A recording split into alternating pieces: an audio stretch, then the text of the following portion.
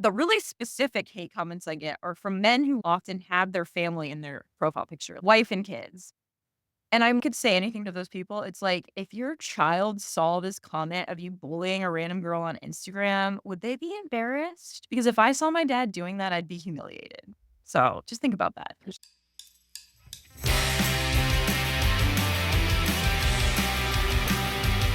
Hello, this is the November 29th, 2024 edition of the TriDoc podcast.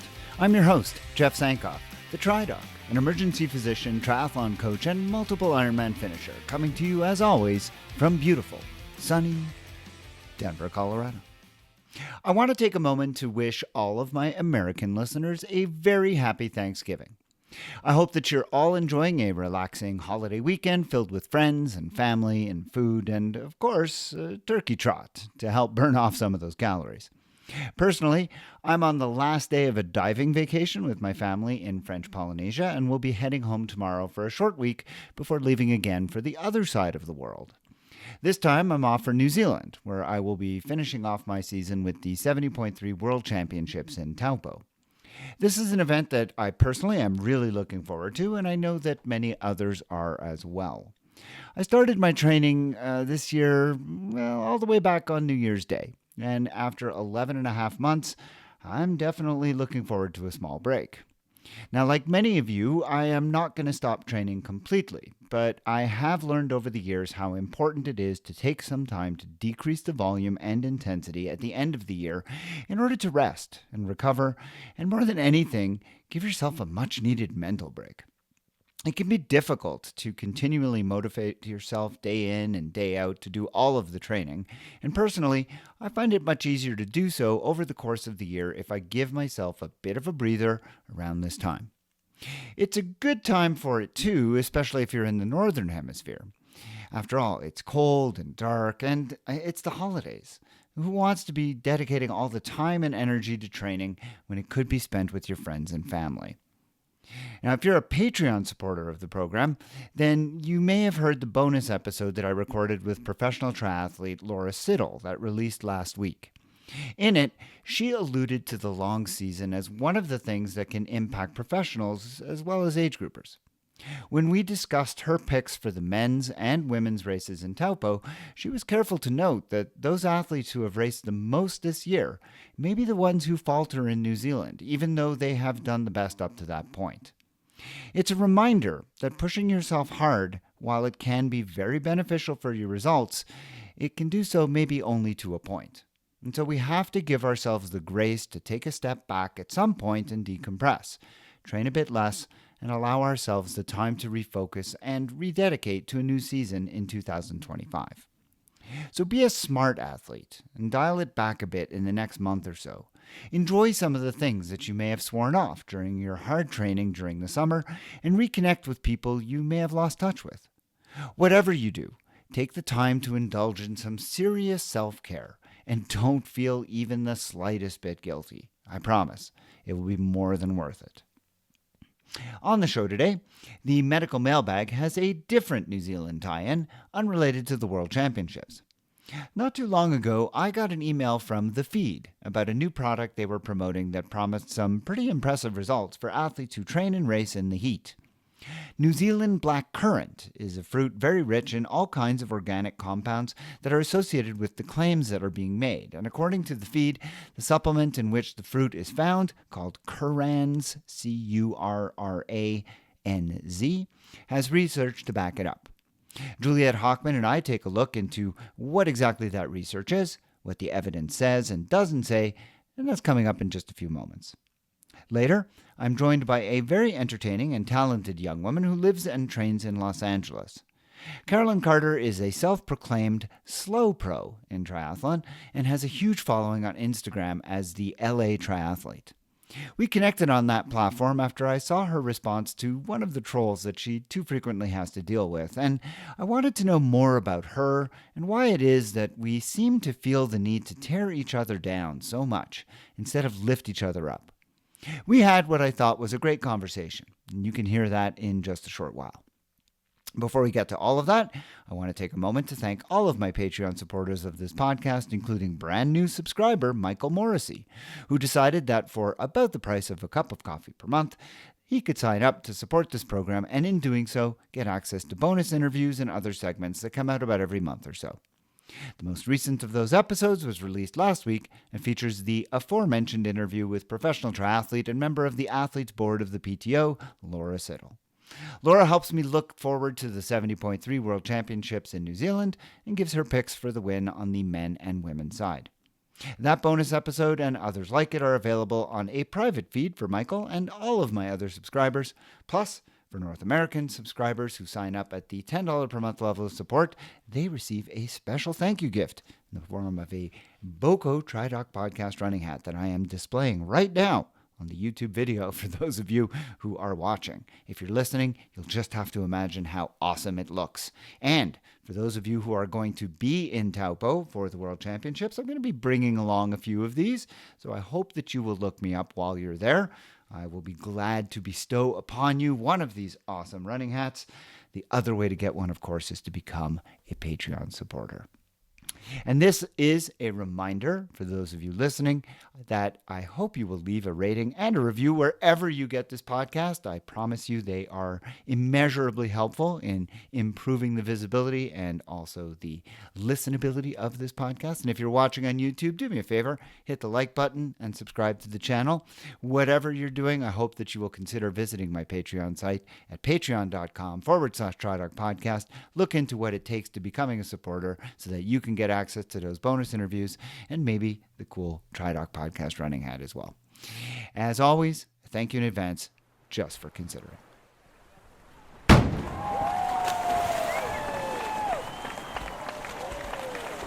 It's time again for the medical mailbag. I'm joined by Julie Carolyn. If you're watching on YouTube, you can see both of us. Hello. And if you're listening in, it's nice to be in your ears. Juliet, how are you? I'm very well, and you? I'm doing great. I'm doing great since I last saw you. Of course, if you heard the last episode, then you know that this is being recorded just moments later. But of course, for all of you folks, it's a couple of weeks later, and we are back with the medical mailbag. The reason we're recording them in such close proximity is because both Juliet and I are traveling quite a bit in November. I believe when this comes to air, you will be back, but I will be leaving. Something. But our commitment to something you is such that we are Ex- recording these to make sure that you have good content to listen to while we're gone. and not an episode will be missed. Exactly. Not an episode will be missed. Well, That's right. Since we're here for the medical mailbag, Juliet, what do we have to chat about on this episode? So one of the products that you have actually been known to endorse, and not endorse in a sort of financial commercial way, but just to believe in, is tart cherry juice. And we over at Light Sport sometimes tease you quite a bit about that. Now everybody are avid tart cherry juice consumers. But now here comes along this new magical fruit that is, I think there's a little bit of a JV tart cherry juice. And it's actually a wannabe, an aspiring tart cherry juice. And it is called Currans, C-U-R-A, capital N, capital Z. And it talks a lot about this powerful little berry from New Zealand called the black currant, which, as a descendant of Brits, I feel like I've seen black currant tea and black currant juice a lot of my life. But now all of a sudden it has these incredible recovery properties and we're supposed to be consuming it in great quantity. What did you find out about this and how did you come across this product?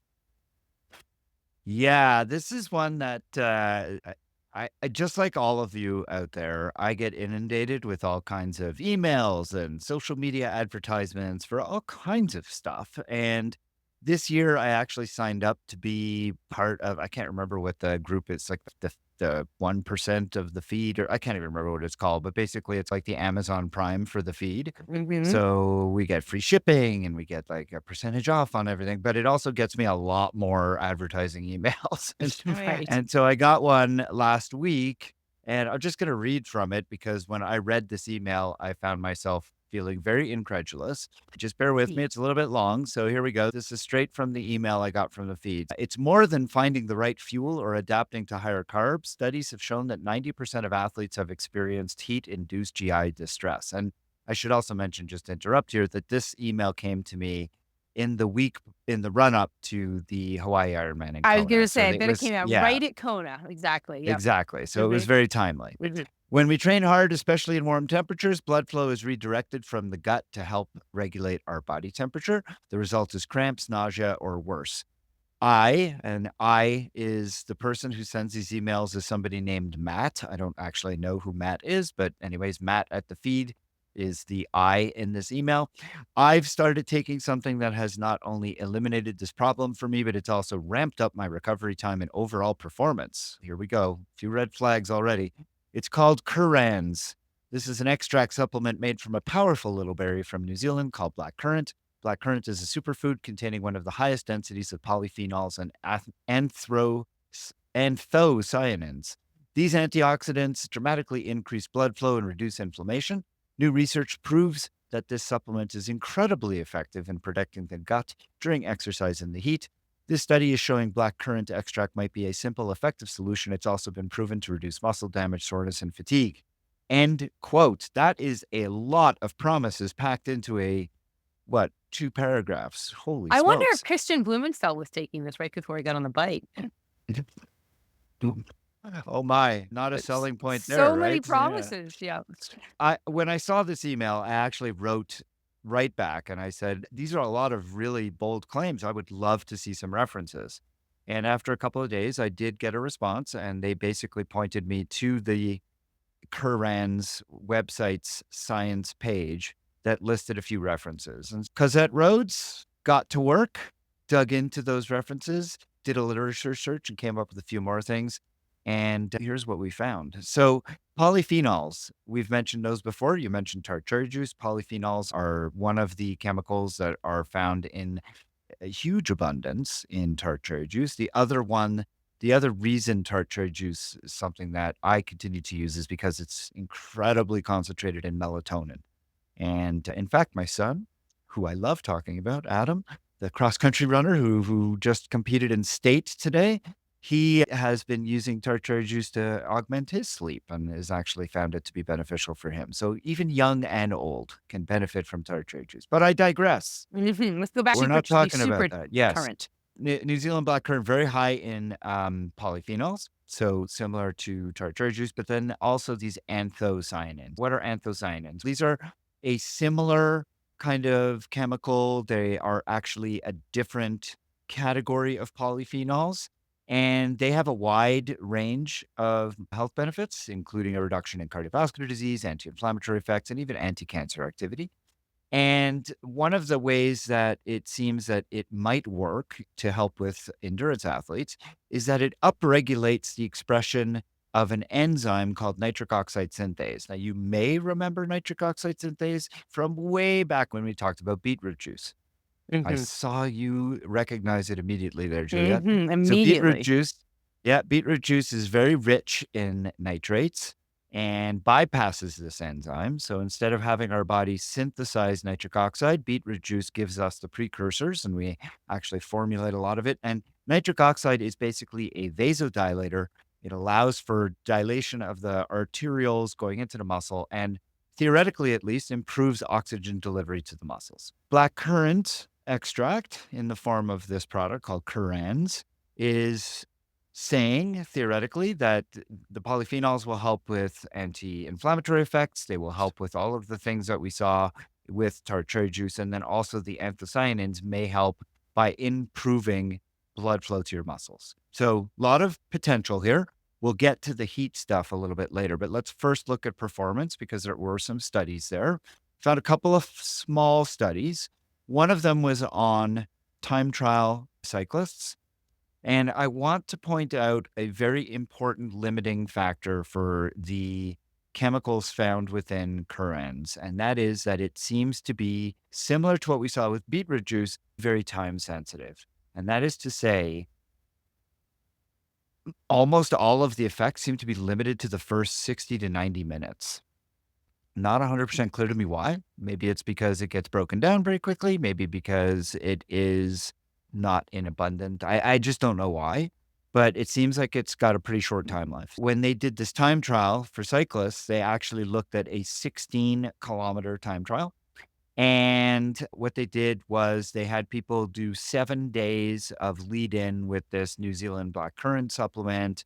They took 105 milligrams of anthocyanin, so I'm not sure exactly what that translates to into the actual extract. And then they had them ride the 16.1 kilometers, which is 10 miles.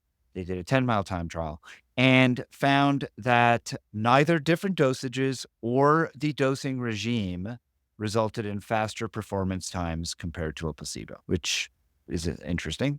There was another study that did the same thing that seemed to suggest that there was a 2.4% improvement in that same 16.1-mile cycling time trial. So 2 studies, one found a positive effect of 2.4%, the other one found no effect. So not really sure what to make of it.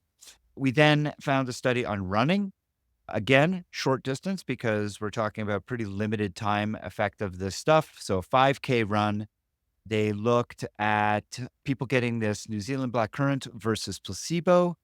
In this case, the supplement was not given as a lead-in, or like over 7 days, but this time it was given 2 hours before the run test was done.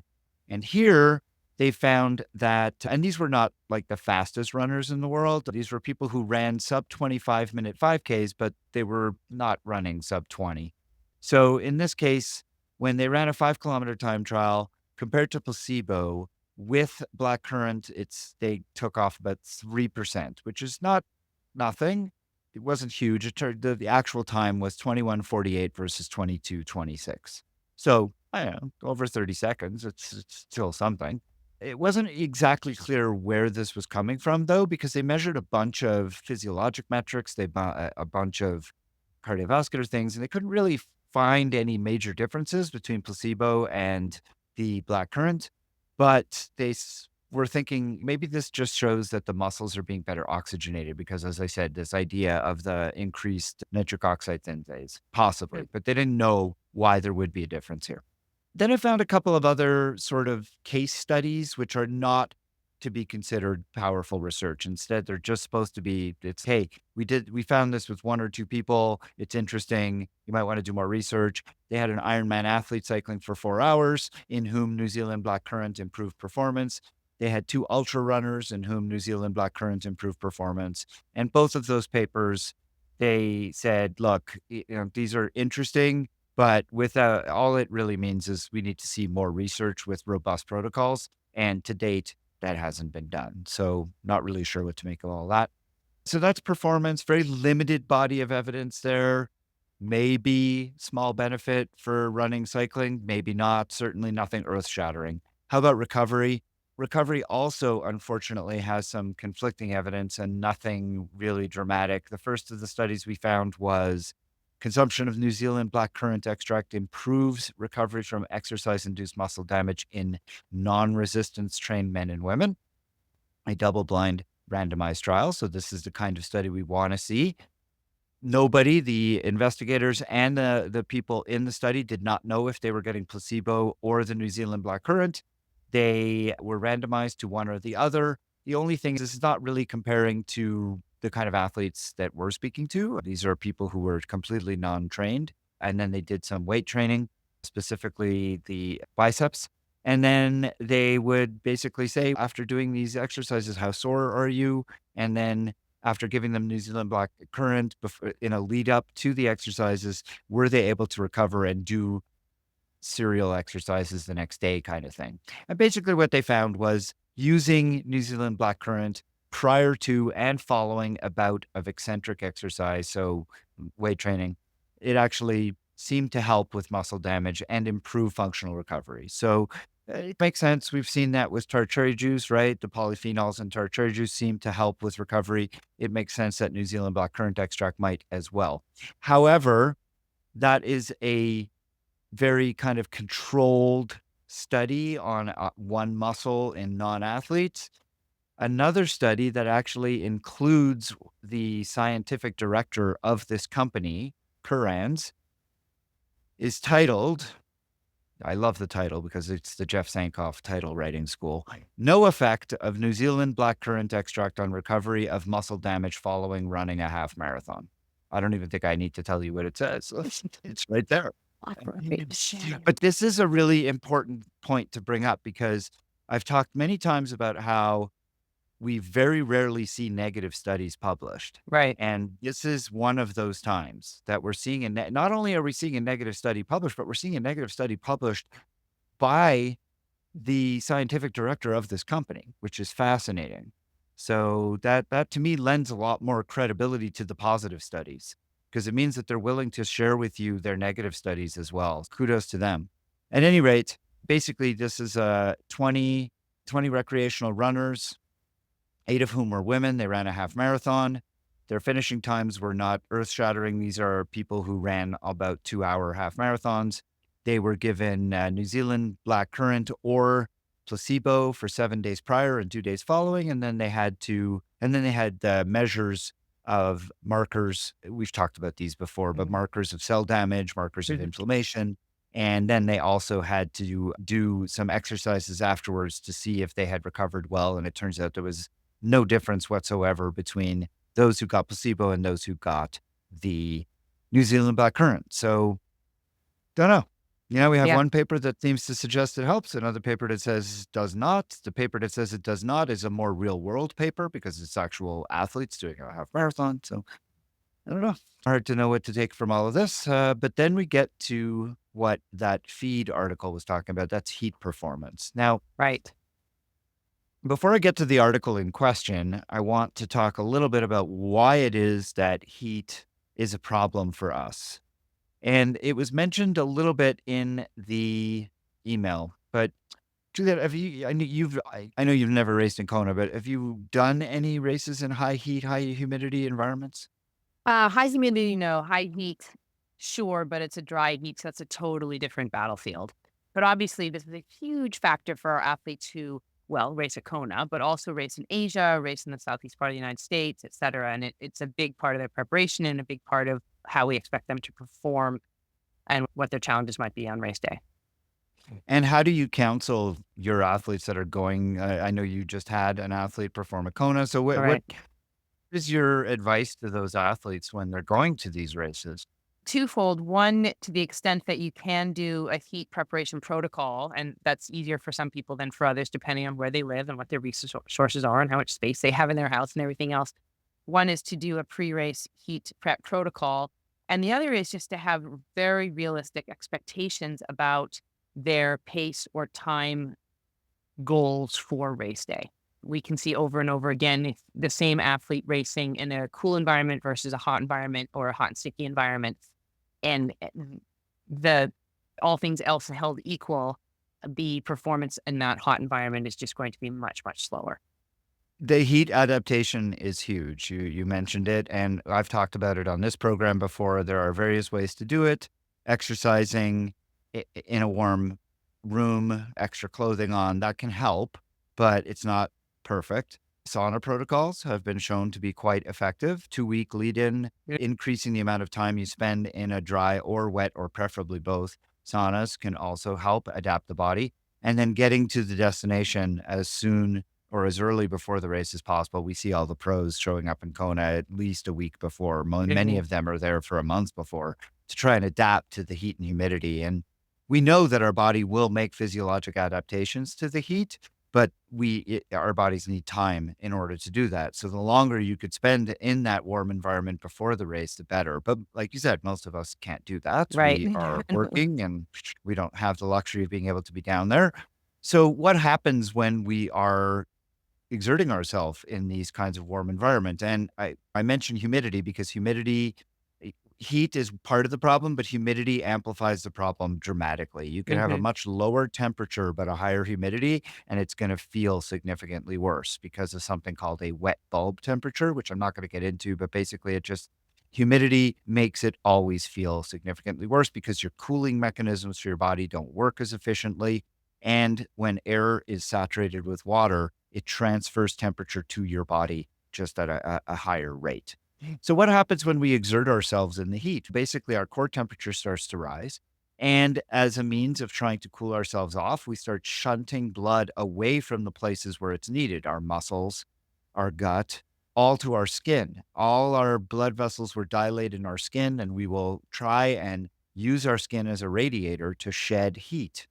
And if you're in a warm and humid environment, though, as I mentioned, it's not going to work terribly efficiently. That's why we saw those pros dumping 4-gallon jugs over their heads, trying to cool the skin down as much as possible to allow for this exchange of heat from inside to out. And as blood flow is diverted from our muscles, we become less able to do what we want. So when we see Sam Laidlaw unable to run, it's not because he doesn't have the fitness. It's not because he hasn't properly adapted. It's because his core temperature is rising. His muscles aren't performing as well as they should be. And on top of that, he's diverting blood flow away from his muscles. So he's not getting as much oxygen to his muscles as he needs, desperately trying to cool himself down. So all of these things are problematic. And likewise, your body is pulling effectiveness and blood away from your gut as it's trying to cool itself as well, which is why we see such huge GI issues in races like Kona versus a colder race. Correct. And Right. the gut is exquisitely sensitive to blood flow. If your gut Mhm. stops getting adequate amounts of blood flow, a couple of things happen. Number one, you start to have a breakdown in the barrier between what's inside the gut and what's outside the gut. And so you can have a translocation of some of the bacterial pathogens that are normally inside your gut. They can actually gain access to your bloodstream. And that can cause a whole cascade of inflammation, which can make things significantly worse for trying to cool yourself. Because remember, inflammation causes fever. So we have this huge problem when we start to see the leakage of this barrier between the gut and the bloodstream. And then the second thing that happens is we stop absorbing because we Right. need blood flow to our gut in order to absorb what's in there. And as we stop absorbing, we stop taking in nutrition and sugars start to sit in there and Mhm. cause problems as they are broken down by the bacteria that sit there. And so we end up with gas and cramps and all of those things, Mhm. nausea and everything else. So heat is really the enemy of exercise, and yet we put ourselves into these environments and try and do things. And so the solution to working, even if you're well adapted, even if you have been able to do all that, the solution to being able to get through is simply to turn down the effort. Laidlaw, I use him as an example because I was watching Laidlaw stagger from one, side of the road to the other, thinking, my God, somebody needs to pull him off before he gets in big trouble. But the Mhm. reality was he ended up walking for quite a while. He cooled himself down. He got to the point where he was able to run again. He finished 17th, which is very respectable Yeah. given what he went through. And the reason he was able to do that was because he was able to get his body temperature to a point where he was able to reestablish blood flow to his gut, reestablish blood flow to his muscles, and able to perform at least at a level to be able to finish and finish in a very respectable manner. And that's what us as age groupers have to do as well. When you start feeling those effects in your gut, in your muscles, the only way to get over it, slow down, let your core temperature, stop producing so much heat internally, let your core temperature gradually come down, cool yourself externally as much as possible, and then you'll reestablish blood flow to the areas where it's needed. Now, currents or black currants from New Zealand, they have a lot of papers, basic science studies that seem to suggest that taking in this black currant into your gut actually seems to help with some of these problems. That they had some studies that say, oh, the chemicals, the polyphenols, the asparagines, they seem to actually prevent some of this leakage. They prevent the translocation Right. of bacteria and they prevent this inflammatory process that comes about when we are exercising in the heat. The other thing they said was it improves gut permeability in terms of letting in the good stuff, but not letting in the bad stuff. So there's a lot of basic science stuff that kind of points to black currants having some effects that would allow people not necessarily to withstand the heat, but to maybe not develop some of the gastrointestinal effects that we might otherwise get in the heat. Now, the letter from the feed made it seem like, oh, if you take the stuff, you're going to be able to perform miracles in the heat. That's not what the basic science says. The basic science basically suggests, and the papers are not consistent because there were some papers that said maybe not, but some of the papers definitely seem to suggest that New Zealand blackcurrant does improve some of the biochemical processes so that when exercising in the heat, there might not be as much impact on the gut. Great. That's the theory. What actually happens in athletes. One paper. And in the feed email, I'll just remind you what they said, because this is why I wrote to them, because they said this. They're in the feed email, there was a comment about new research proves that this supplement is incredibly effective in protecting the gut during exercise in the heat. So I wanted to know what that paper was, and here it is.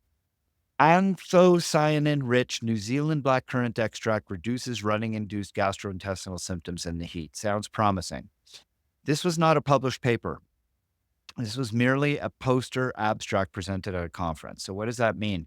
When you have done research, but that research does not rise to the level of the highest quality, you often cannot get it published as a paper, but you can publish it as a abstract.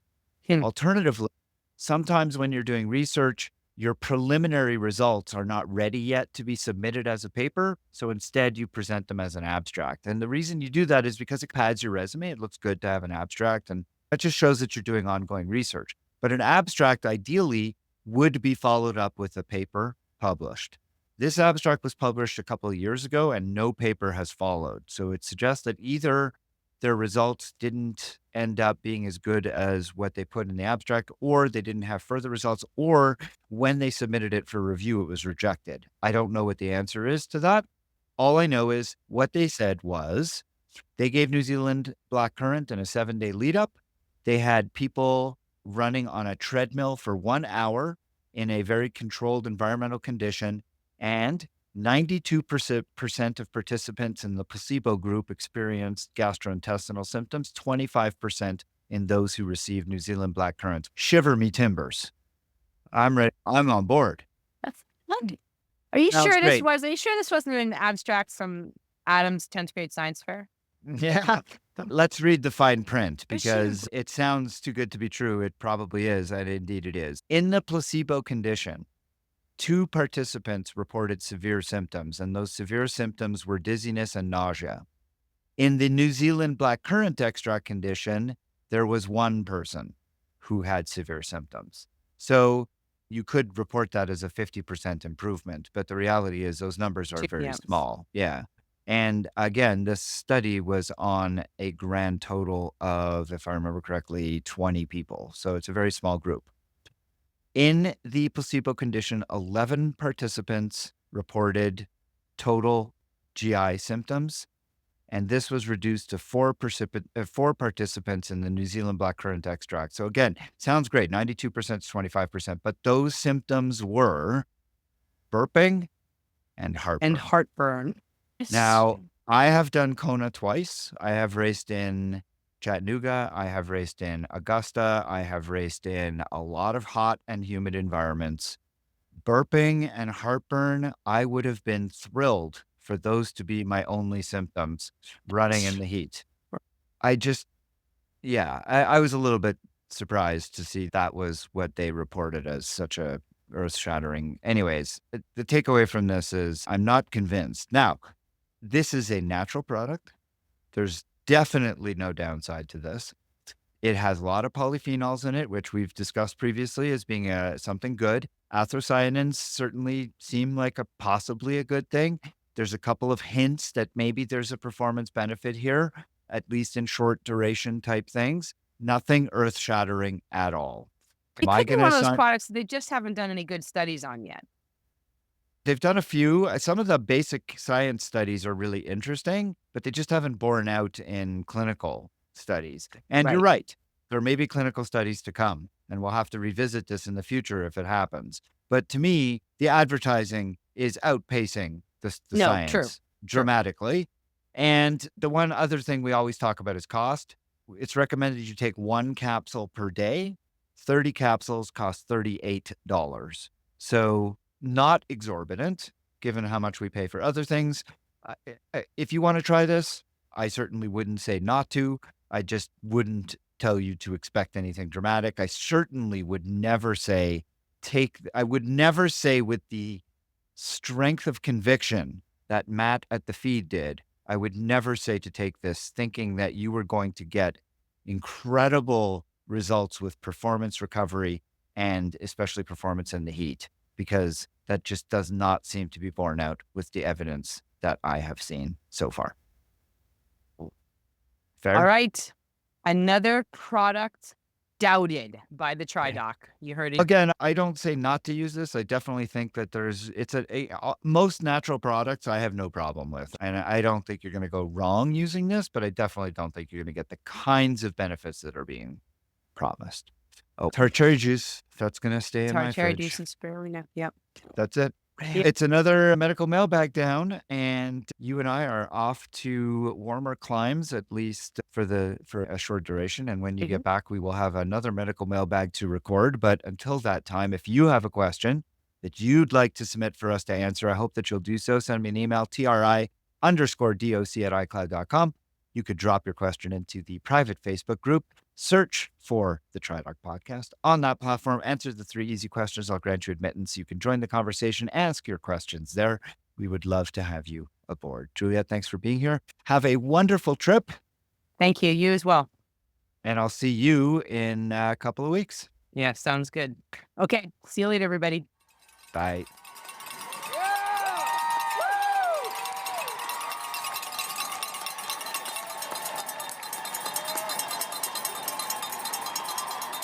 My guest on the program today is Carolyn Carter. Carolyn grew up swimming competitively and then got into triathlon in 2016. She got her pro card in 2022 at the LA Triathlon, and she now races as a pro while working a full-time job as a marketing consultant and creating content for Instagram.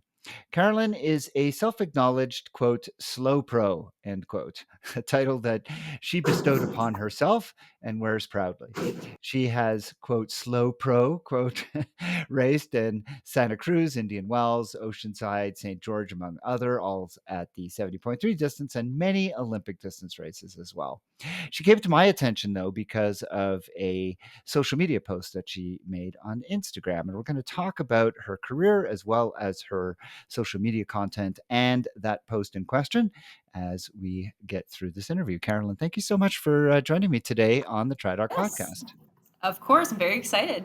Carolyn, tell me a little bit about what got you from swimming into multisport. I'm always interested in hearing people's journeys from one sport into 3.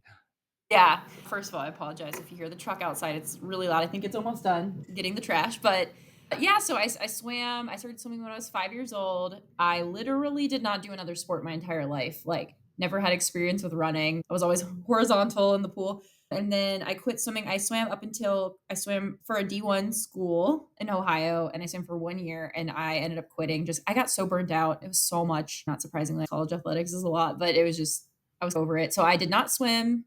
Like, I quit, and I didn't do a sport for the rest of college. And then after college, I started working and had a lot of free time. And I was like, okay, I need like something to do. I'm like really bored. And I realized that I like to have like goals. I just need like a goal to work towards. And so I started running, which was really hard. And I really hated it at first.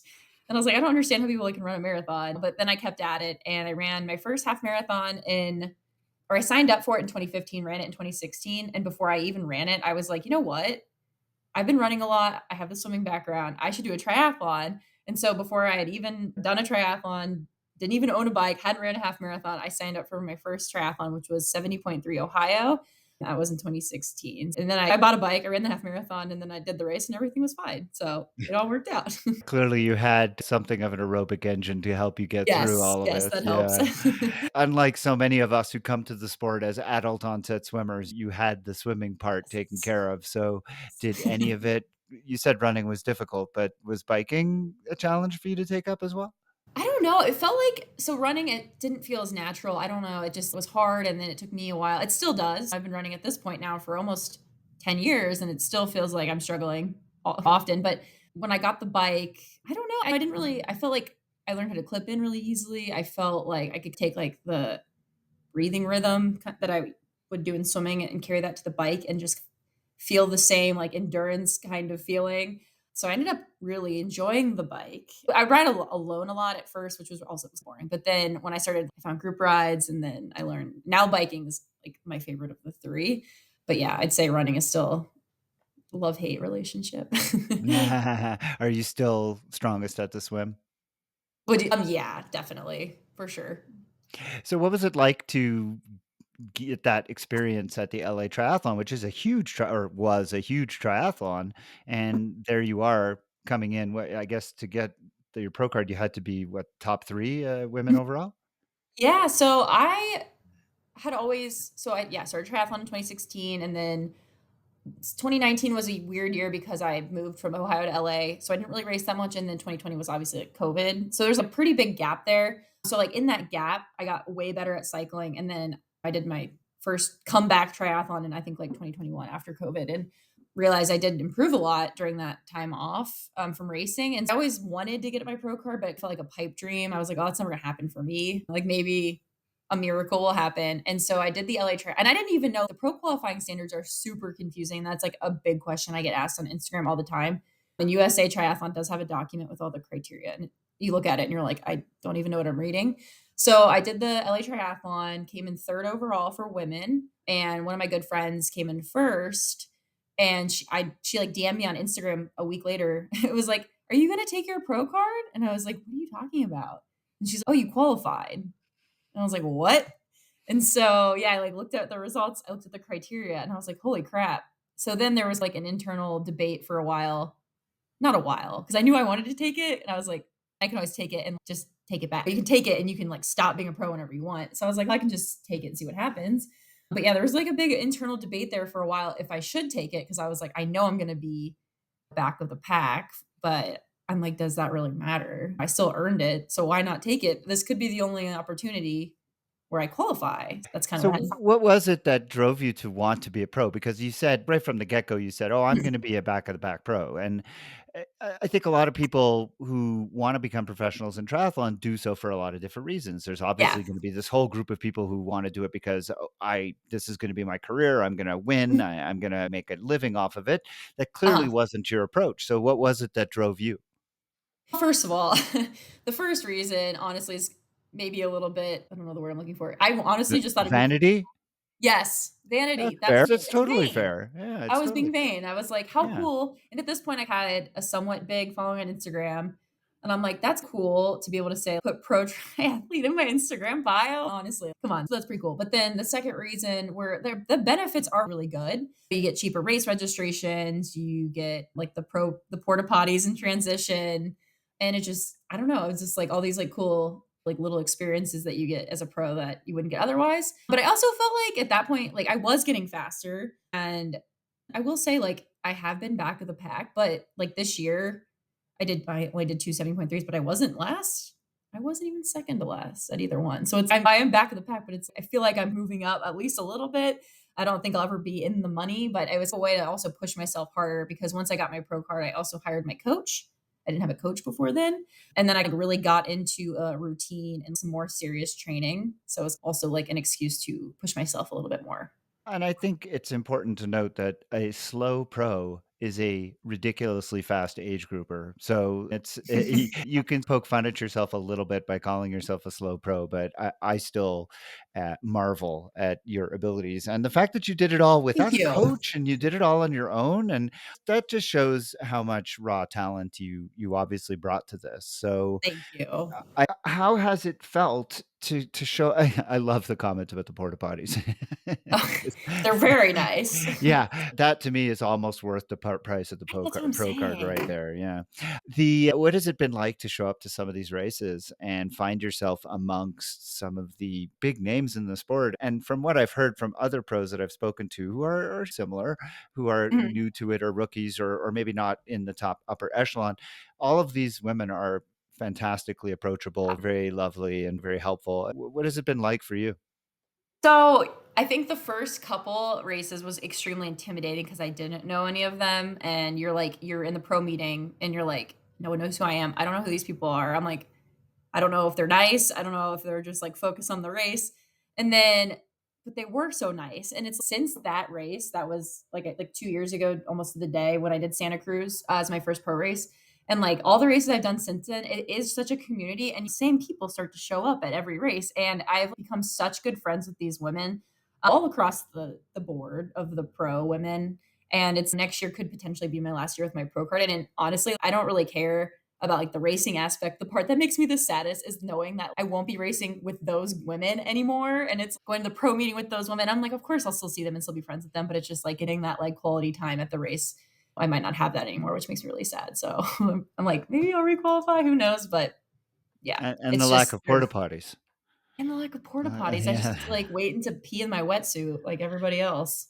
Like the peons, all the masses. Yeah, everyone's just peeing in a big herd by the beach. I do want to go back to that question though that I asked before, which is what drives you to keep showing up, because Mhm. you've got a full-time job, you Yeah. obviously are very busy. Getting all the training in can't be, we all train because we enjoy training and because we get Yeah. other things out of it. But Yeah. it's a different level when you're competing as a pro, and obviously there's a lot more to it for you.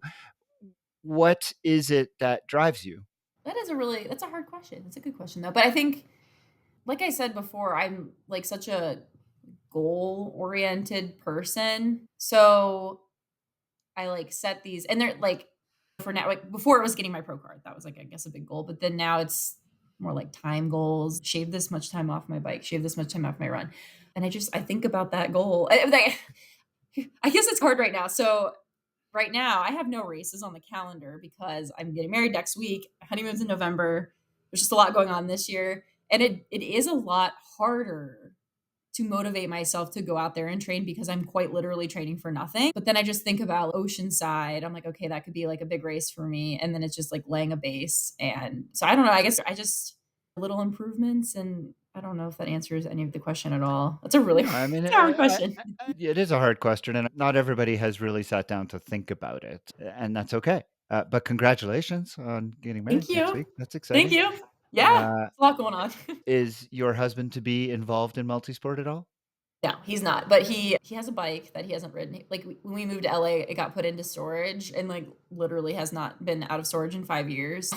But he comes to the races, so Oh, someone that's to important. A emotional good support. Sherpa, a Yeah. good Sherpa.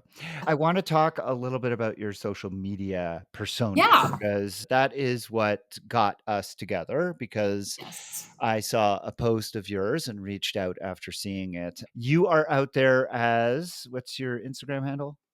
LA_triathlete. LA Triathlete with an Mhm. underscore in the middle there. And you have been out there as that persona for quite some time, and you have been very honest about who you are as a professional and what it is that you're doing. And by putting yourself out there, as is not that uncommon, you have opened yourself up not only to the adoration, I think, of the majority of people, but also to the trolling of a small number of people. Unfortunately, I would imagine most of those are men. But I'm sure also, knowing what I know from other people who've experienced this kind of thing, women are not necessarily so nice to each other either. But the post that got me interested in talking to you was your response to a man who had posted something along the lines of, if you can't even break 5 hours in a half Ironman, what are you doing as a pro? Something like that. Mhm. And I thought Yeah. your response was phenomenal.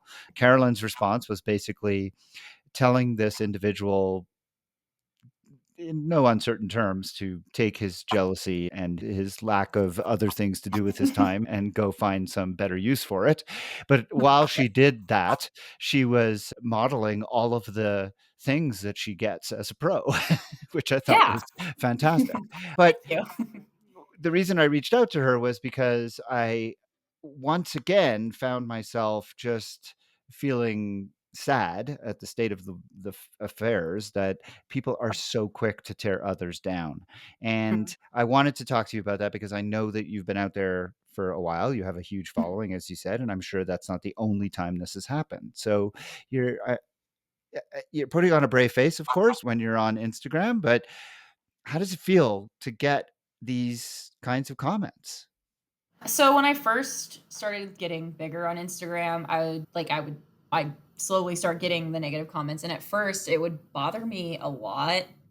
Like, it would put me in a bad mood. I remember, I think it was like 3 years ago, maybe, I went on a backpacking trip for 3 days, and I had my phone off because I was, like, in the middle of the forest, and I remember coming back and turning my phone on, and I was getting all this hate on one specific post, and I just remember I was so, like it, like, ruined my whole week. I was, like, coming back from this backpacking trip, and I was, like, in the forest, no phone. It was, like, a magical trip. And then now I'm like, great. Now I don't even want to be on Instagram, all this stuff. But I don't know. As time has gone on, it's gotten easier, which is good. So most of the time now when I get a negative comment, I just block the person without even responding. Or if it's really stupid, I like to post it on my story or like that guy and just show everyone. And it's not even for because I'll get messages that are like, oh, ignore the hate. I'm like, it's not about I feel bad about it. It's look how stupid this person is. That's more. I'm trying to shame them. But I don't know. I don't know why people do it.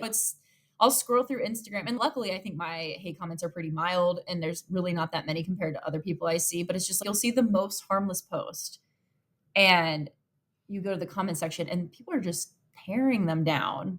Like all the comments are just awful. And it's what?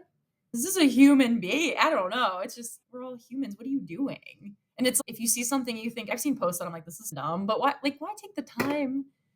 I don't know. Yeah. I don't get it. Can't wrap my head Well, around and that's where I always come down. I'm always like, I get how easy it is to sit behind your screen and be yeah. anonymous and just say whatever you would never say to someone in person. Right. So I get that part. But the part I've never understood is how you disconnect the fact that there is a person on the other side and Hate. how you just like how sorry your life has to be able to take your hate Yeah. out that way without pausing for 1 second to think about how it's gonna land, and that's what we've become as a Yeah. society. It's really sad. But It you're is. out there, you're putting yourself out there all the same.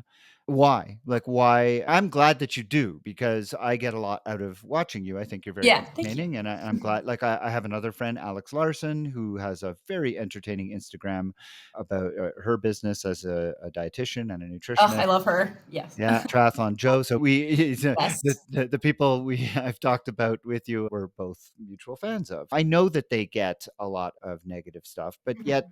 they still get a lot of positive. I'm assuming you get a lot of Yeah. positive from it. That's the thing. That's like why I keep going is because the positive really outweighs the negative. And it's just, I'd probably say what, like 98% positive, 2% negative. And I'm sure there's people and talking smack behind my back, like sending posts to each other, making fun. I don't know. I don't care. Whatever. But I think that just like how much more like my community feels so positive, and I feel by posting, and I think I like to think I don't know if I'm doing this. I hope I am, but I'm trying to make triathlon just like a more approachable sport.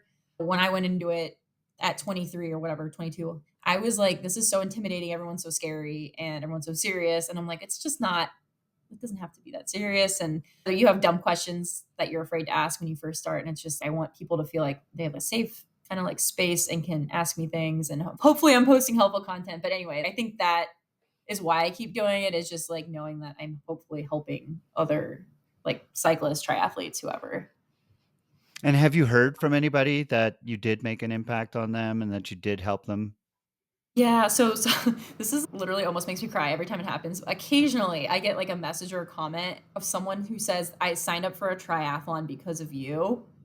And I'm like, "Oh my god, that is the biggest compliment in the whole world." I'm like, "They signed up for an entire race because of me?" And I'm like just the fact that I don't know, like more people are joining the sport and yeah, so That it's is been good. great. Yeah, Yeah. that is great, and that definitely offsets all the stupidity. It But does. Yes. yeah, but if you could say something to the people who are sitting out there and just don't have anything better to do than just, I don't know, be mean. I know what I would say as a dad to my kids, just don't do that, like, Yeah. golden rule kinda stuff, but you're actually on the receiving end. What would you say?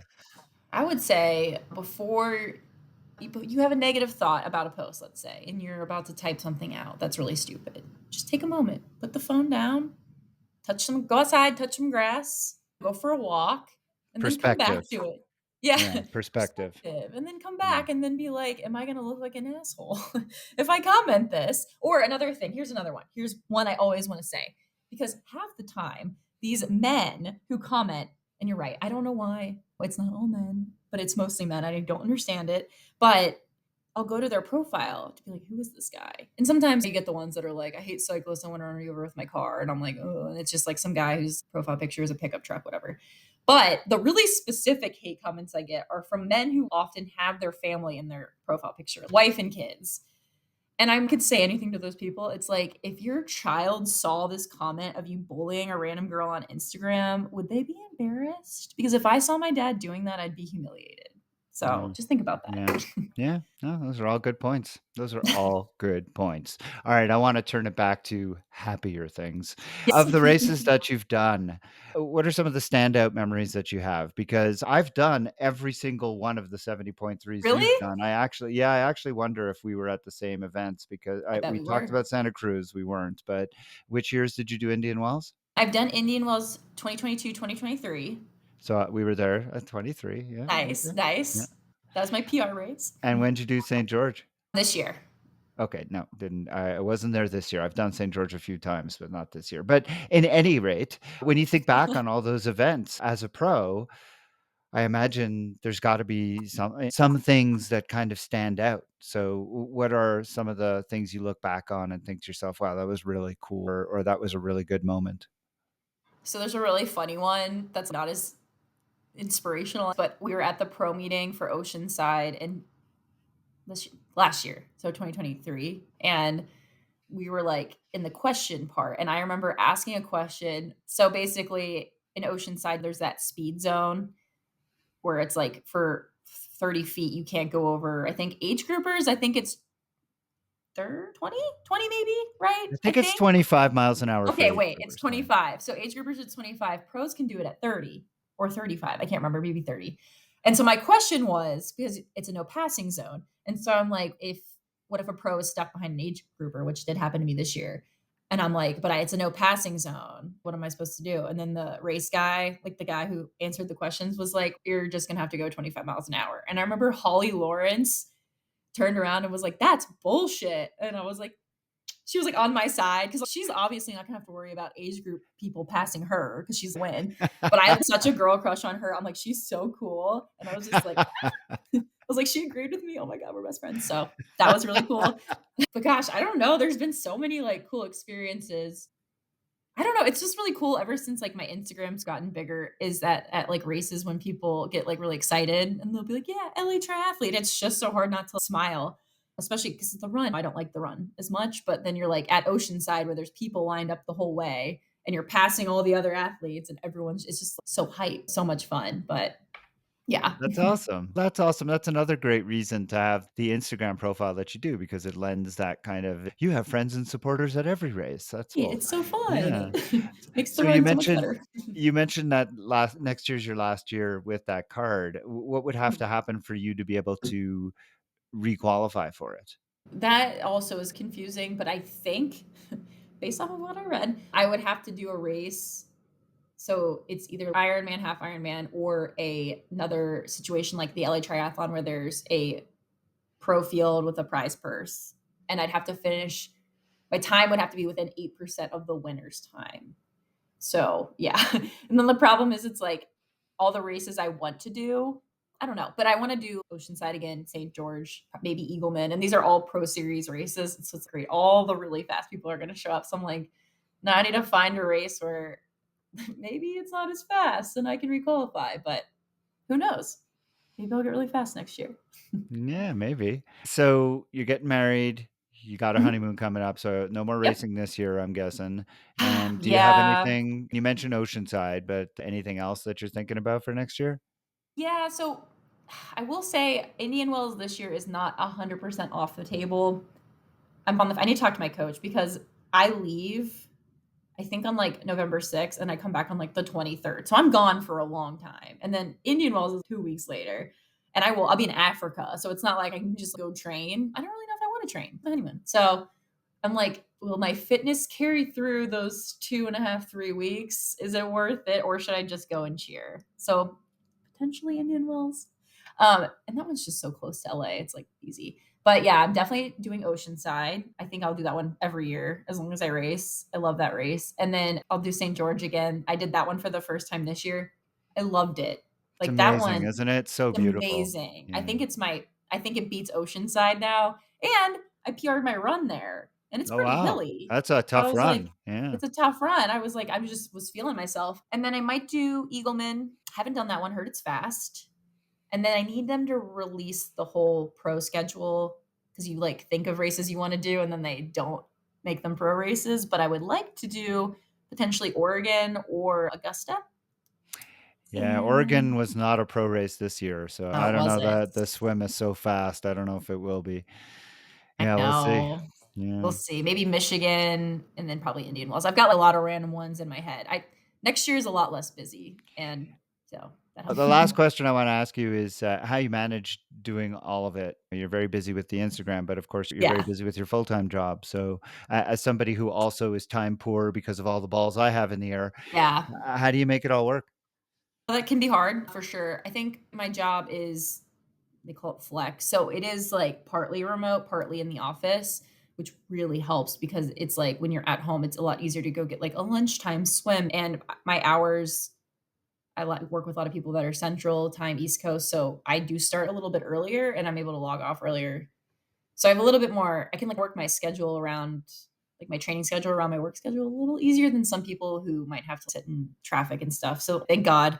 Thankful every day for that. But yeah, I think for Instagram, that one's the hard sometimes because it's not as important as I feel like work actual job and training, but in the evenings when I'm just, like, sitting on the couch, I'll scroll through Instagram and kinda, like, think of ideas for content, and then I'll pick one day, usually Monday, my rest day, so, like, after work on Monday, I'll just film, like, 5 videos that I have in my drafts for the rest of the week, so I find pockets of time to do Instagram stuff as well, but yeah, it's a lot, and then this week, it's I'm still trying to train, and then also I'm, like, working, and then the wedding, and then I just, like, oh my god, next week's gonna be stressful, but that's okay. That's it's a busy life, but it sounds like a It fun is. life, and that's why It you're always is. smiling. So that's That's great. true. Yeah, that's great. Carolyn Carter, I can't thank you enough for taking some time to chat with me today. It was Of a course, this really was good great. conversation. I wish you the very best for your upcoming nuptials, your honeymoon, You. and for whatever your triathlon career holds in the next year. I hope that you will be able to requalify because I think that you are a joy to have on the pro circuit, and it'd be great to see Thank you on there you. for longer.